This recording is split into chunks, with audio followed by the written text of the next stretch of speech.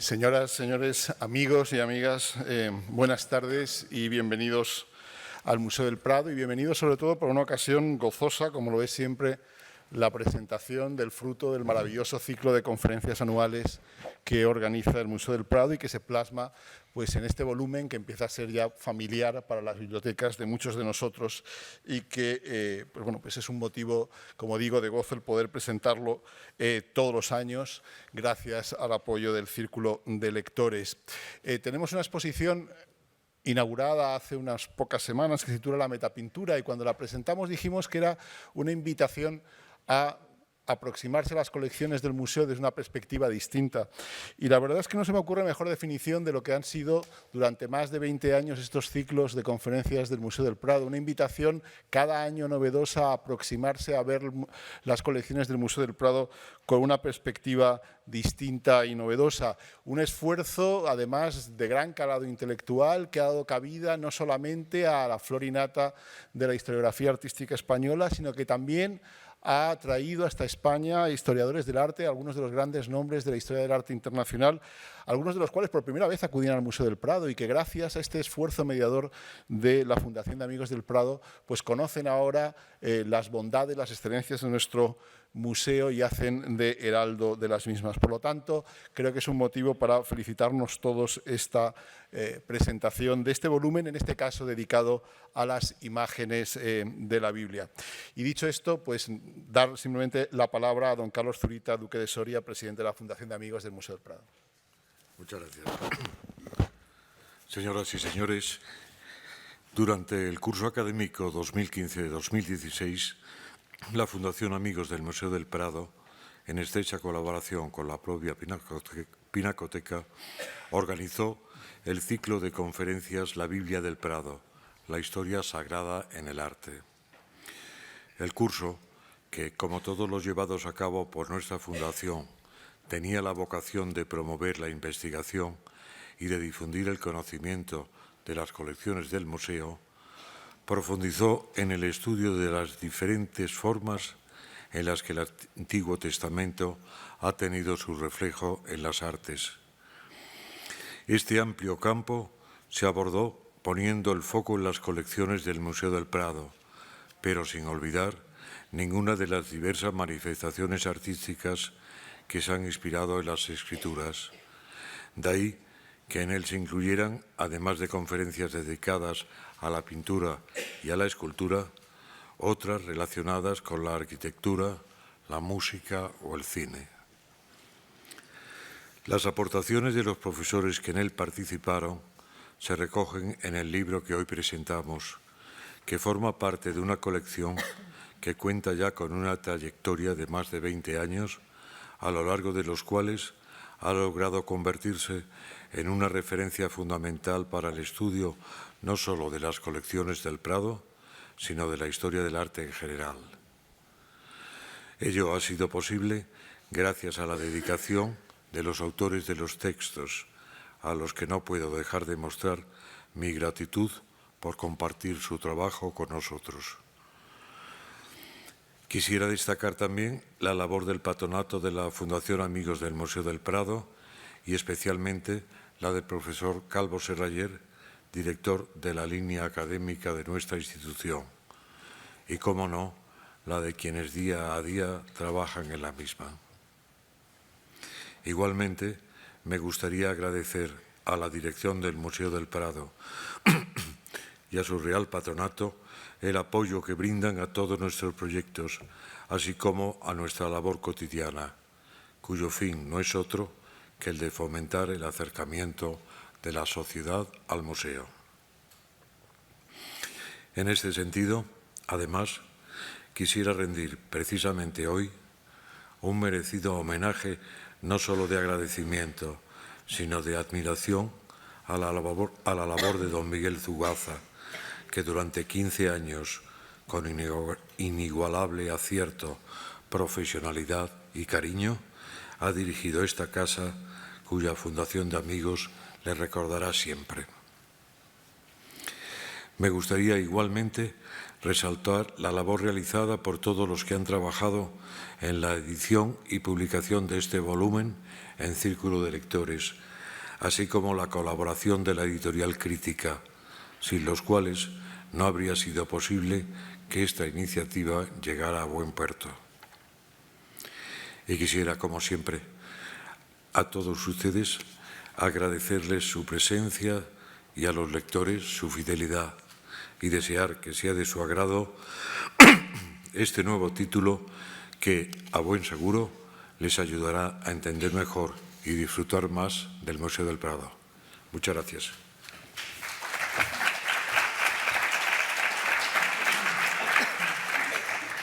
Muchas gracias. Tiene la palabra doña María Rodríguez, editora del Círculo de Lectores. Muchas gracias. Buenas tardes. En nombre del Círculo de Lectores, del Grupo Planeta y del mío propio, quiero agradecer a la Fundación Amigos del Museo del Prado su invitación a participar en este acto. También quiero mostrar mi agradecimiento al presidente de la Fundación, don Carlos Zurita, duque de Soria, y a don Miguel Falomir, director adjunto de Conservación del Museo del Prado y autor también de uno de los textos que aparecen en el libro, extraordinario, por otro lado, por permitirme disfrutar en esta mesa de la presentación del último de los títulos que editamos de forma conjunta. Muchos de ustedes son viejos amigos del Prado y saben de la relación entre la editorial y la Fundación. La nuestra también es una antigua y larga amistad que se reencuentra de forma feliz año tras año. Ese voto renovado anualmente es un libro, un sencillo objeto que recoge las conferencias que numerosos especialistas e intelectuales imparten en los exitosos ciclos que organiza la Fundación. Tras ese sencillo objeto que nos convoca, encontramos el trabajo de muchas personas y me gustaría agradecer aquí el rigor de todas aquellas que trabajan en la Fundación Amigos del Museo del Prado y a su secretaria general, Nuria de Miguel, a su editor, Alberto Pancorbo, y al artífice de esta colección, Francisco Calvo Serrayer, la confianza renovada año tras año en nuestra editorial. Así que lo que hoy nos convoca es un libro que, como todos, es único y versa sobre otro que, como pocos, es ejemplar. Como ustedes saben, la Biblia es, entre otras muchas cosas, una historia de historias, de relatos universales, en la que aparecen y conviven numerosos personajes que sobrevuelan el tiempo para configurar el mundo. Encontrarán en él, en ese sencillo objeto, el cómo esa gran historia escapó de la oralidad primero y también de la palabra escrita y quedó atrapada, por ejemplo, en una pintura. Ese fue un gesto que nos elevó como hombres y en el que se revela aquello que también desde antiguo llamaron alma. Continúo hablando de esos sencillos objetos, de libros, y de que hoy será un gran placer escuchar al artífice de alguno de ellos, a María Dueñas. De sus obras se han dicho que son novelas de siempre. Yo creo que en esta afirmación se esconde otra más precisa y quizá más certera. Es una autora de novelas que permanecen. Como ocurre con las más bellas imágenes que habitan en las salas de este magnífico museo, las historias y los personajes creados por María Dueñas escapan de sus páginas para evitar el mundo de los lectores. Como ven, son muchas cosas para tratarse de un sencillo objeto. Muchas gracias.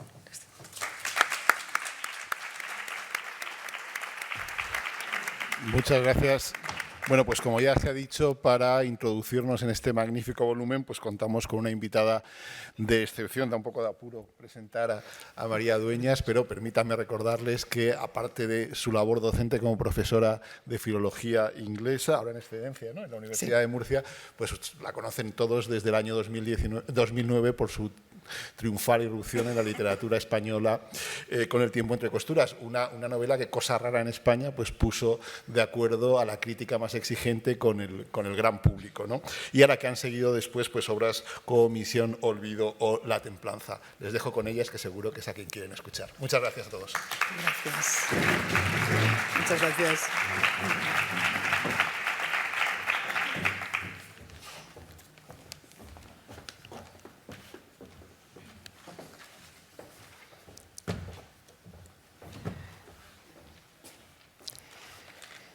Pues muchas gracias por tan amables palabras. Es un honor para mí el haber sido invitada por la Fundación Amigos del Museo del Prado, con la colaboración del Círculo de Lectores, para presentar este magnífico libro, Las imágenes de la Biblia. Lo pueden ver por aquí, y para aquí pueden ver su grosor, que va en consonancia con con el contenido y con la excelencia de las distintas aportaciones. Me complace enormemente poder hacerlo hoy aquí en compañía del presidente de la propia Fundación, don Carlos Zurita, duque de Soria, de Miguel Falomir, director adjunto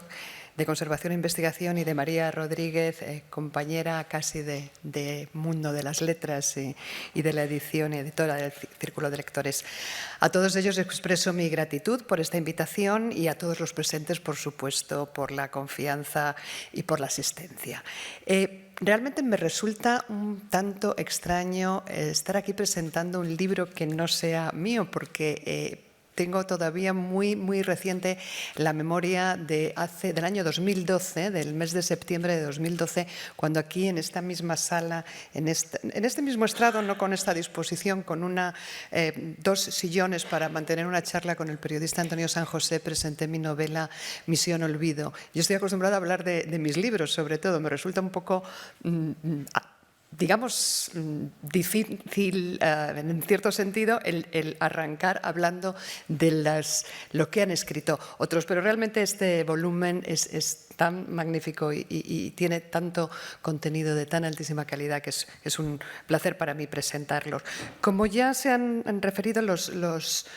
presentadores anteriores, se trata de una recopilación de artículos que viene a condensar el ciclo de conferencias que, bajo el título genérico La Biblia en el Prado, la historia sagrada en el arte, fue realizado a lo largo del curso académico 2015-2016, supongo que con la participación de muchos de los presentes ahora mismo en la presentación del mismo.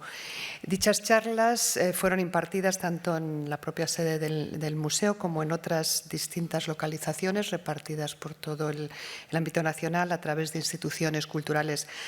colaboradoras y en todo momento se mantuvo el objetivo de la Fundación Amigos del Museo de promover la investigación y difundir el conocimiento de las colecciones. El libro en sí, el volumen en sí, como ya nos han dicho anteriormente y como yo ahora repito, recoge los trabajos 19 en conjunto de un nutrido grupo de estudiosos, profesores que han participado en el ciclo y compone una magnífica panorámica, una visión panorámica que nos permite explorar el modo en el que la Biblia, en el que las Sagradas Escrituras han estado reflejadas en diversas manifestaciones artísticas a lo largo de los siglos desde el principio del cristianismo. Y conviene apuntar además que con una visión más flexible y más ambiciosa, el repertorio incluido no se ciñe exclusivamente a la pintura y a la escultura, sino que también aborda incursiones en disciplinas diversas que van desde el cine más contemporáneo de la primera mitad del siglo XX hasta la ópera o la arquitectura.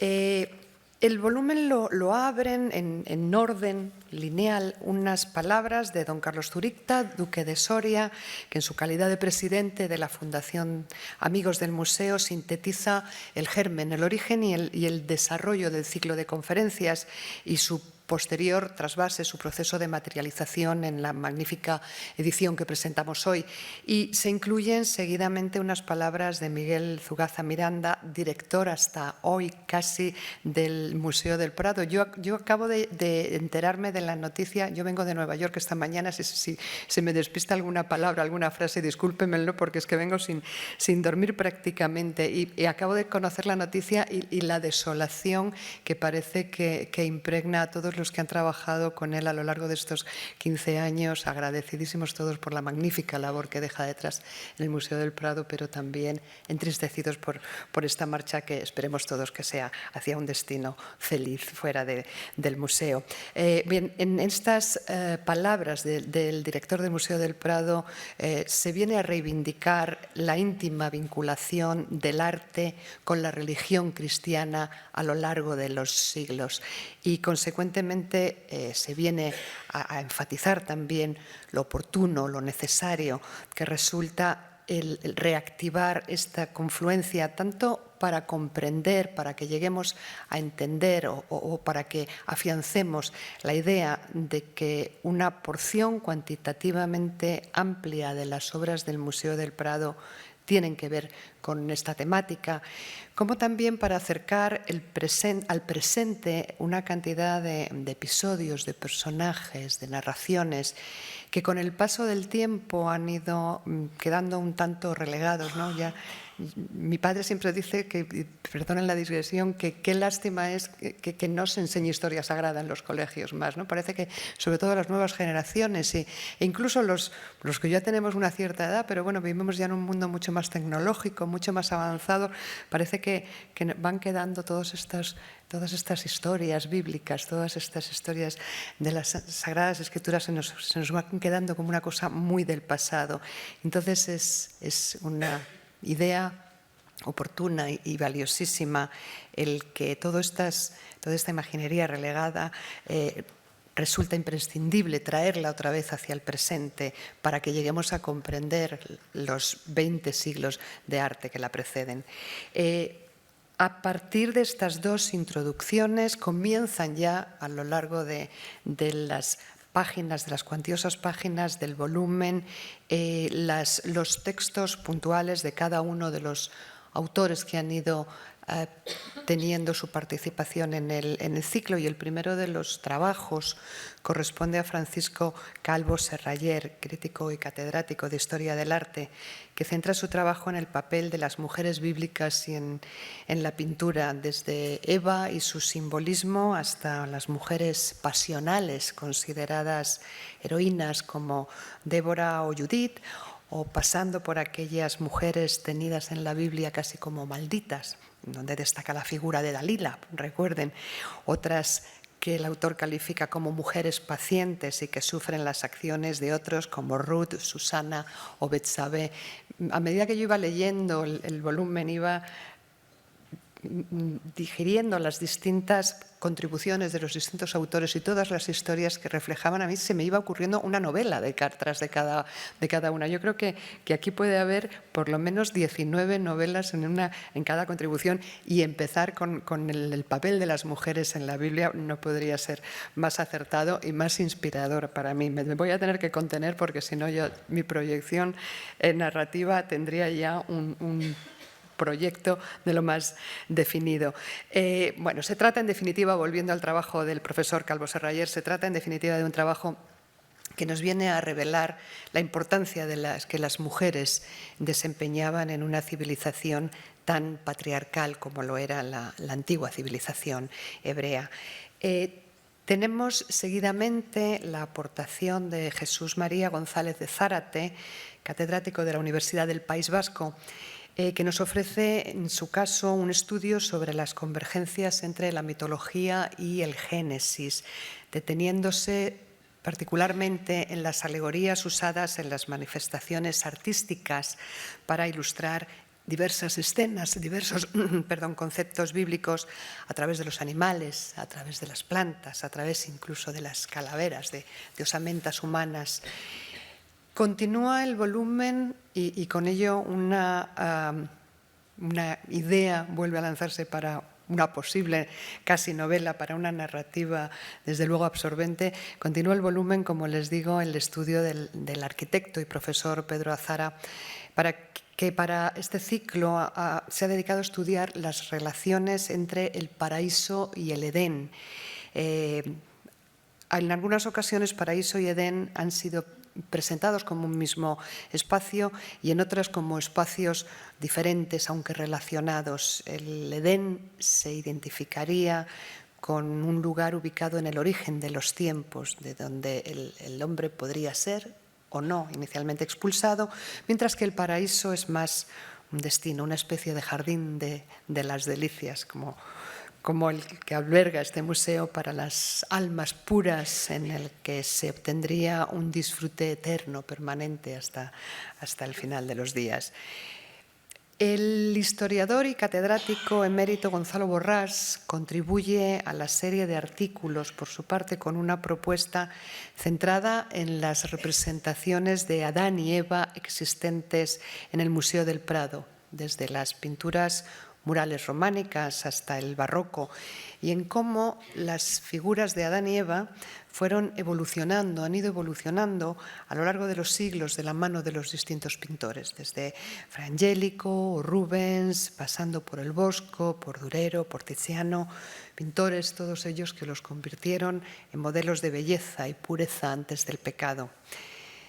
Miguel Falomir nos ha introducido antes, director adjunto de Conservación e Investigación del Museo, nos adentra en su artículo en la manera en la que se visualizaron durante el Renacimiento los hechos narrados en el Génesis en una localización geográfica muy concreta, en la ciudad de Venecia. En tal entorno, aun tratándose de una temática eminentemente religiosa, las representaciones pictóricas no siempre resultaron del todo espirituales ni del todo edificantes, y en no pocas ocasiones estuvieron cargadas de una sensualidad un poco distinta. El Génesis, además, cuenta con numerosos episodios épicos y episodios incluso hasta con una notable carga de violencia que permitieron a los renacentistas venecianos plasmar figuras en movimiento, multitud de detalles anatómicos. Continuamos con la participación del catedrático y escritor Agustín Sánchez Vidal, quien nos habla en su artículo sobre la Torre de Babel, haciendo hincapié en el mito y en las metáforas asociadas a ella. La Torre de Babel, tal como nos indica el catedrático Agustín Sánchez Vidal, fue un tema relativamente poco trabajado en la iconografía medieval, y no sería hasta el Renacimiento cuando realmente tuvo un cierto protagonismo, gracias sobre todo a la reforma de la época, que asociaría la desmembración de la cristiandad a una nueva Babel, a un mundo mucho más disoluto, mucho más confuso, algo que sin embargo no hallaría del todo un gran eco en los pintores españoles. Pasaríamos después al capítulo escrito por el profesor José Manuel Cruz Valdovinos, que está dedicado a la figura de Abraham y a sus numerosas representaciones iconográficas. Junto con la figura de Moisés, Abraham es uno de los personajes bíblicos con mayor significación debido a que representa la expresión sublime de la fe en Dios. Y prueba de ello es que el Museo del Prado cuenta con abundantes obras dedicadas a él, más de una veintena de cuadros, 8 dibujos y además un número adicional de pinturas que recogen escenas relacionadas con Abraham. A continuación tenemos el trabajo del catedrático de Estética, escritor y académico Félix de Azúa, quien nos ofrece en su escrito un estudio sobre uno de los episodios más relevantes del Antiguo Testamento. Estamos hablando del ascenso al monte Moria de Abraham con su primogénito Isaac para ser sacrificado en nombre de Dios. La escena principal y otras asociadas a este episodio cuentan con abundantísimas obras pictóricas y con frecuencia el gran patriarca bíblico, es presentado como un hombre con cierto desequilibrio mental, cuando no casi como un asesino por la acción que está intentando cometer. Seguimos a continuación con cierto cambio con la participación en el volumen, creo, de algunas de las escasas figuras internacionales. Entre los participantes en el ciclo tenemos al coleccionista y filántropo inglés Jonathan Ruffer y a la conservadora de la colección del Castillo de Auckland, Claire Bayron. Y ambos centran su trabajo en las representaciones de las 12 tribus de Israel y en concreto en una serie de pinturas de Francisco de Zurbarán, unas pinturas de origen un tanto misterioso, un tanto incierto, que actualmente se conservan en el mencionado Castillo de Auckland en Inglaterra. Las pinturas de Jacob y sus 12 hijos parece que pudieron relacionarse con el descubrimiento del Nuevo Mundo. Y parece ser, según estos investigadores, que estas gentes del Nuevo Mundo tan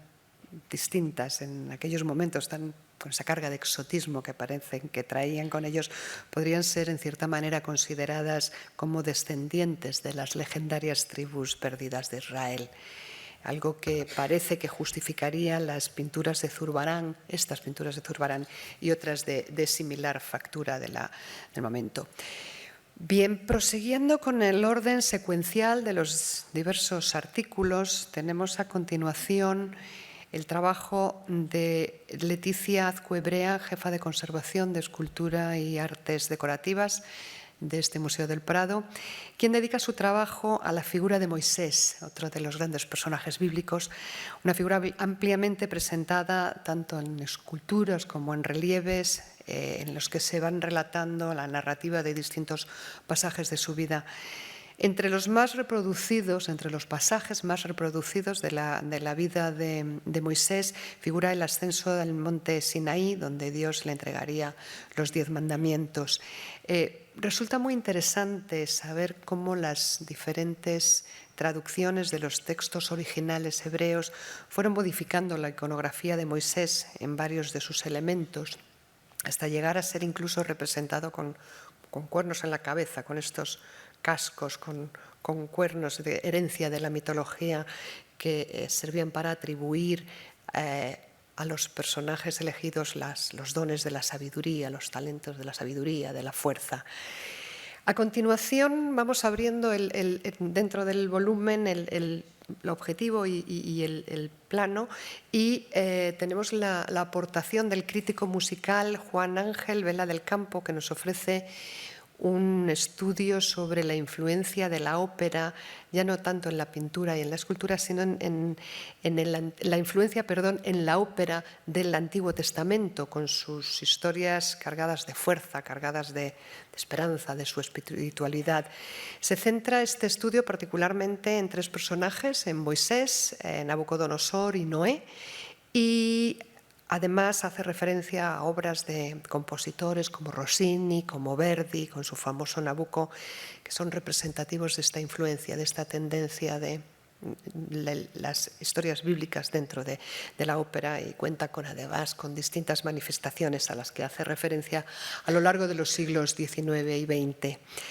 A continuación, el siempre brillante y multifacético Luis Alberto de Cuenca plantea un trabajo sobre el influjo del Antiguo Testamento en el cine. Volvemos a salir del ámbito de la pintura y estamos en el cine contemporáneo. Es de todos conocido alguna de las películas más célebres, más legendarias del séptimo arte, que están inspiradas en la Biblia, y para ello Luis Alberto de Cuenca nos remite al director de cine Cecil B. DeMille, autor de 2 obras fundamentales, Sansón y Dalila, del año 1949, y Los 10 mandamientos, de 1956. Ambas están analizadas con profundidad en su artículo y son valiosísimas por lo que son en sí mismo, pero además constituyen unos magistrales ejemplos que vienen a poner en manifiesto la inagotable fuente de inspiración que supone la Biblia para producciones cinematográficas de toda índole. A continuación, cambiamos del cine a la música otra vez, y tenemos el trabajo del ensayista y músico Ramón Andrés, que centra su contribución a este proyecto en la música, en los escritos bíblicos, en los sonidos asociados a los distintos pasajes, desde el fragor de las batallas hasta el rumor de los desiertos o el tronar de las tormentas. Ruidos, estrépitos, ecos, música en definitiva, que representa la fuerza de Dios y que se aprecia, por ejemplo, en las trompetas que anuncian la caída de los muros de Jericó, o en las alabanzas y las canciones del Templo de Jerusalén. A continuación, el historiador Alfonso Rodríguez de Ceballos incursiona por su parte en otra dimensión del arte, en este caso en el mundo de la arquitectura, y nos habla de la existencia del Templo de Salomón, documentado en diversos escritos bíblicos, demolido por el monarca babilónico Nabucodonosor II, vuelto a reconstruir, pero sin embargo no logró sobrevivir hasta nuestros tiempos, aunque fue un edificio emblemático que queda la memoria que queda su legado, el emblemático, simbólico, que ha sido estudiado, ha sido descrito, ha sido dibujado en múltiples formas a lo largo de la historia. Luis Fernández Galiano, con su correspondiente artículo, el siguiente, aborda la oposición entre Jerusalén, ciudad de Dios, y Babilonia, la ciudad de los hombres. Es una proyección de la Biblia en el urbanismo. Trata estos dos términos enfrentados, Jerusalén y Babilonia, y cómo estos dos supuestos no solo rememoran el pasado, sino que aún tienen vigencia en nuestros días. Jerusalén ejemplificaría la luz, la limpieza, rodeada de orden, de jardines, y, contrariamente, Babilonia vendría a ser lo opuesto, la aglomeración producida por la explosión y por la excesiva concentración urbana. A continuación, la profesora Rocío Sánchez Amijeiras dedica su trabajo al Cantar de los Cantares. Cambiamos por completo. Uno de los libros más sorprendentes de la Biblia. Otra novela, otra gran novela. Es un canto nupcial en el que los novios celebran un amor carnal con metáforas explícitamente eróticas, alejados de lo que uno pensaría que se supone que es el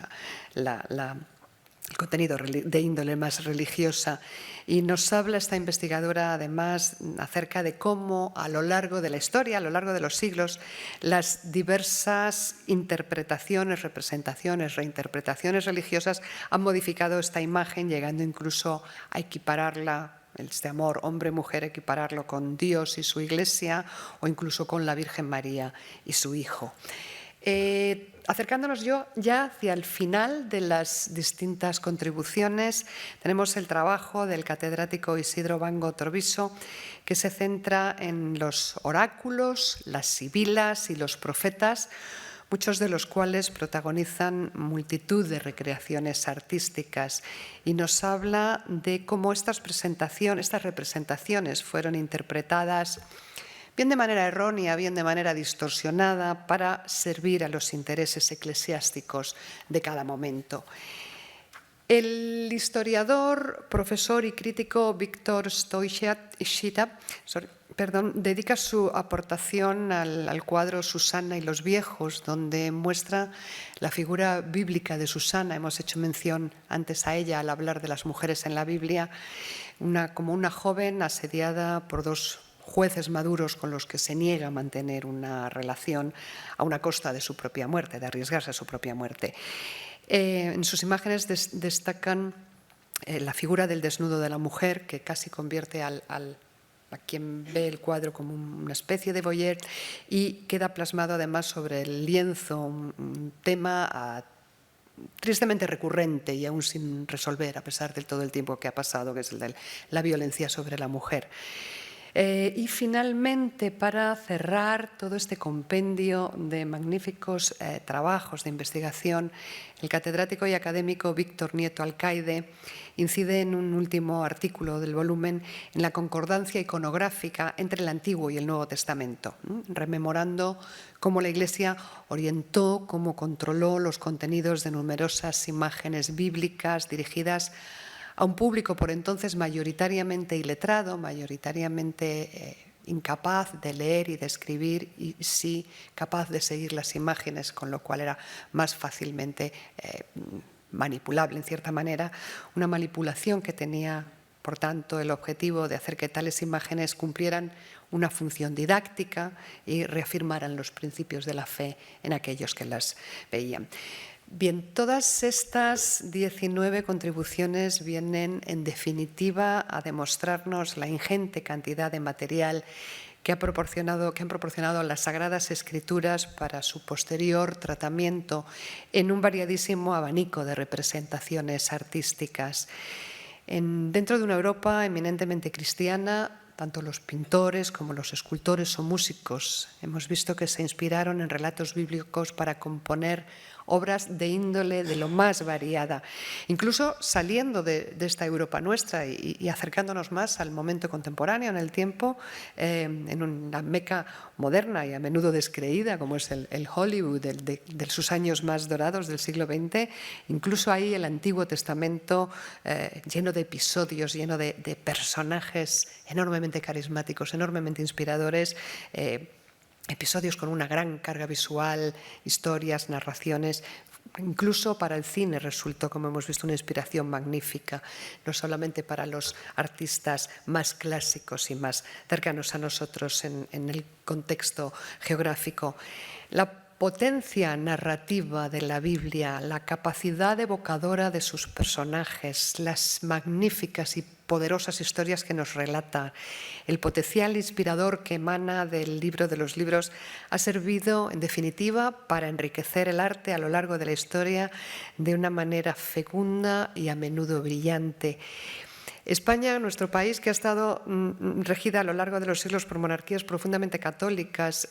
gracias a eso posee una grandiosa porción de este arte, gran parte del cual se conserva hoy en el Museo del Prado. Tenemos esa enorme suerte entre nosotros y prueba de todo ello es este ciclo organizado por la Fundación Amigos de la Pinacoteca para difundir este arte de inspiración bíblica.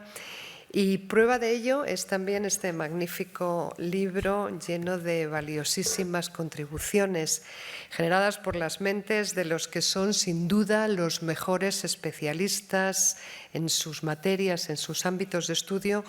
unas contribuciones que son tremendamente eruditas, son muy académicas, pero a la vez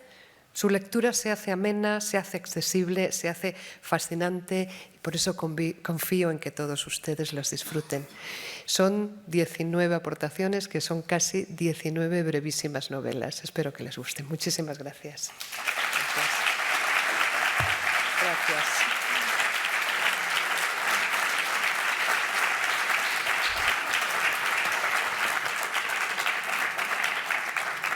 Muchas gracias.